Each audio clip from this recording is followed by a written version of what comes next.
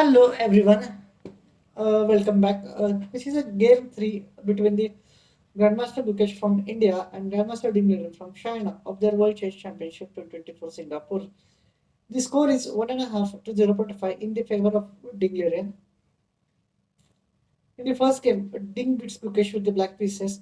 In the second game, they make a draw in 23 moves. So in the third game, Gukesh has white pieces. And if he wanted to come back in the World Championship match, he wanted to win this game. So let's see how Gukesh performs in the game 3. Gukesh opens up with the d4. Doing response with the knight f6, knight f3, d5, c4, and just a simple e6. The queen's gambit decline structure, and now just Gukesh captures the center pawn. Ding captured back, and just simply knight c3. And the c6. This is a semi-slow defense. In the slow defense, the pawn is present on the e6. So the pawn chain is this. Since we can call this semi-slow. So Gukesh plays queen to c2. And now Ding plays g6. h3. This h3 move is so subtle that it prepares the g4 and also it prevents the sorry guys and also it prevents the move. Also, when the bishop goes to the f5, it can kick this bishop. So, Ding attacks the Gukesh queen with bishop to f5 move. Gukesh attacks the pawn, b7 pawn, and now just Ding's come to queen b6. Now the g4.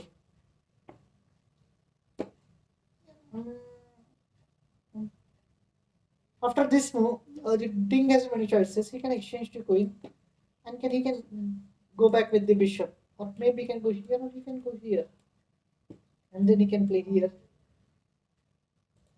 But instead, Gukesh exchange, sorry, Ding exchange the queens, and now just pawn takes, and now the bishop to c2. This bishop to c2 move is just like that. Ding is trying to get b pawn. But I think it's the preparation of the Gukesh. He just literally provoked the Ding to play this line. Ding can place after bishop to sorry please.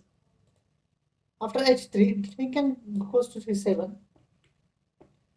Gukesh can play bishop to g5, then bishop f5, queen c2, queen. And this is a retroversion as the king can castle here.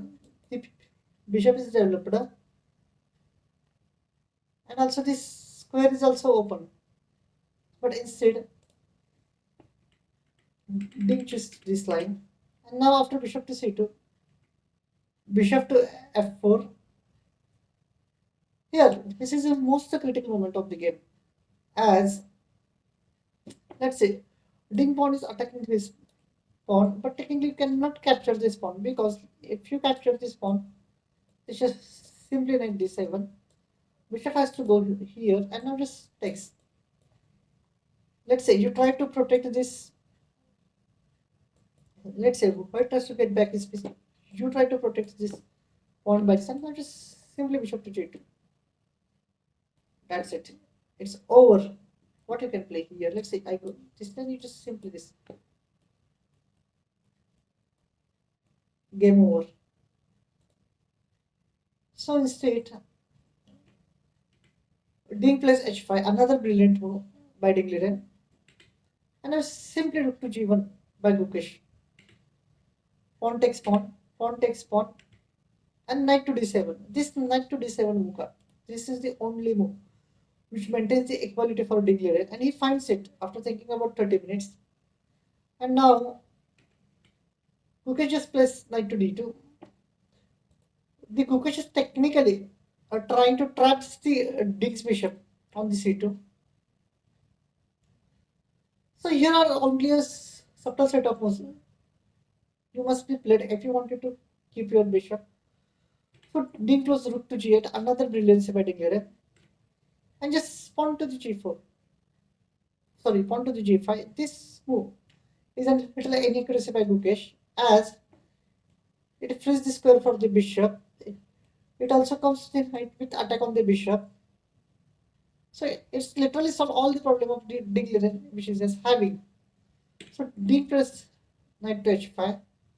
Okay, just simply push the bishop, and now rook to h8. This is another exclamation move by the Dingleren. As the rook's job is over, the rook is here to play the move g5 to hit the dark square bishop and make the square for this. So instead, Gukesh plays the pawn, and now just simply the rook has no work on the g file, so rook up on the h file as it belongs to the here. And now f3. This f3 move is just so subtle, and it is, I think it's called the absolutely brilliant by Gukesh, because it prepares the e4, which actually traps the bishop. Now there is only a certain set of moves Dick Hamas has to play. If he doesn't find those 4 to 5 moves next further, the top engine moves, he's literally the worst, and Gukesh has literally the winning advantage. So let's see what happens next. So knight come to the g7, which hits the bishop. Now this simply bishop moves. Now I'm going to show you first thing who Dingleren plays, and then I'm going to show you moves. The Dingleren plays the move rook to h5, and now this absolutely loses the game for Dingleren, which I show you later how it can lose this. Because after pawn to e4, it traps the bishop. So instead, what Ding has to must do here is he must play either bishop to e7, trying to get this pawn. So let's say bishop to f2. Now just can simply go back. Or Ding can literally came back here after e4, bishop to e6, e takes d5, bishop takes d5, knight takes d5, c takes d5, rook to a5, knight b6, bishop to e5. Now just simply a6, bishop to c7, knight d7, rook takes d5, knight e6, bishop g3. This is a completely equal position for both sides, and also white has weaknesses in this position. These are the double pawns here, and the black pawn structure is okay, and also black can castle queen side. So instead of this rook h5 move, Gukesh plays the e4 and he traps the bishop. Okay, even if the bishop is trapped here, engine is suggesting some crazy line in which you can get the 3 pawns for a piece. But you have to play according to literally those kind of setup moves here. Here Dingleren makes the last mistake of the game, which cost him the game, and Gukesh levels the score. Here, Dingleren captures first pawn, Gukesh captures back, and now knight to e6, rook to c1, and now just simply knight takes pawn. Now this knight protects the bishop. So what Gukesh does is attack the defender, and now just bishop to g7 by Dingleren, and now knight to e2. It is just such a beautiful move. I was watching the live stream. The Grandmaster Judith Polgar absolutely praises Gukesh for finding this move over the board. It is such a retreat move. It is just an anti-human move, which Gukesh find, which is an absolutely a brilliant move. So now, D captures the pawn, rook captures bishop, and now just simply takes, knight to d4, rook to d1, and king e2.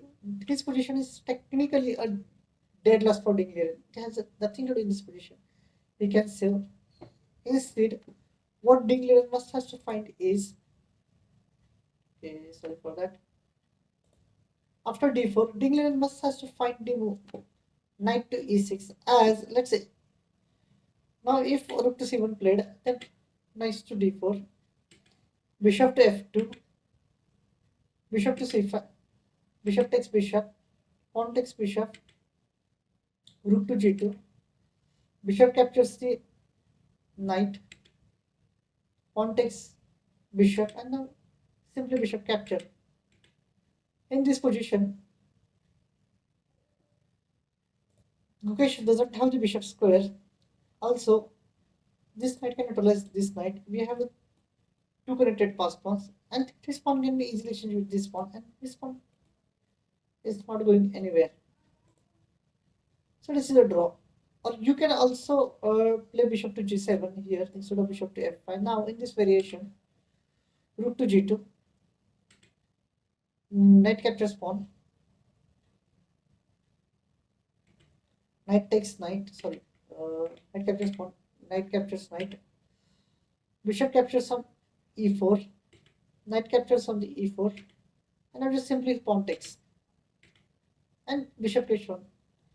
Here, in this position, white has two pawns, black has this powerful last square bishop, this knight, and just simply only one pawn here, which can be easily exchanged by this set of pawns. This pawn can be easily exchanged by this pawn. So after exchanging the rook, when in the game of bishop versus knight or knight versus bishop or the two minor pieces, it's always a draw. So this is has to the play by the Dingleren, but he didn't find this.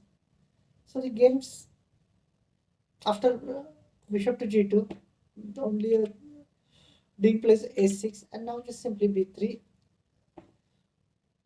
to prevent knight jump and also get rid of this pawn from this bishop attack.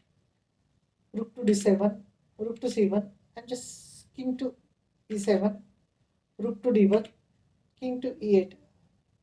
Dingleren only has less than 2 minutes in this position, and Gukesh has almost 18 minutes. So it's simply easy for Gukesh. All he has to do is to find a correct set of moves and do not allow Dingleren to make any tactics. So bishop attacks the rook, and now just simply rook to h5, knight to f3, and just simply knight captures knight, king capture, and now bishop to d4, attacking the rook, rook h1. In this position, this is a dead loss position. What Hilding has to do is he must try to capture this rook. So instead, Hilding captures the pawn, and now this is a dead loss position. Now the bishop attacks the rook. So pawn to f4 by Dingleren, and now just bishop to f4. Now this is a lost position, guys. You can this is like a puzzle. You can pause the video and try to find this thing. In this position. The grandmaster Dingleren loses on the time. So the game over at this moment of the time. So now, okay, even if Dingleren has the time left, he is completely resigning in the next few moves because now there is absolutely a strong move. Bishop takes pawn. Okay, what can play? Let's say you captures the rook. Now simply bishop captures rook. Check and now just simply it's over. You are a rook down is resignable, and also instead of this, let's say you captures the this way, you're losing the rook anyway. So it's resignable. So guys, this game 3 is an absolutely a brilliant preparation by Gukesh. He absolutely provoked the Dingleren into his preparation. And the Dingleren find really some good moves until after he missed the move e4. If instead of playing rook to the h5, if he finds the bishop retreat move, or he plays that, I don't know why didn't he play this move. Then the game might be ending in a draw, or he might be a little bit, and he can might be win the game. So, congratulations for Gukesh to come back in this third game. So let's see what Dingleren prepares the white pieces for the next game. As the game is now equal, so whether the Dingleren will choose to be a peaceful draw like the second game, or he can make the preparation and try to win the game and maintain his lead. So thank you guys. So let's meet up in the next video.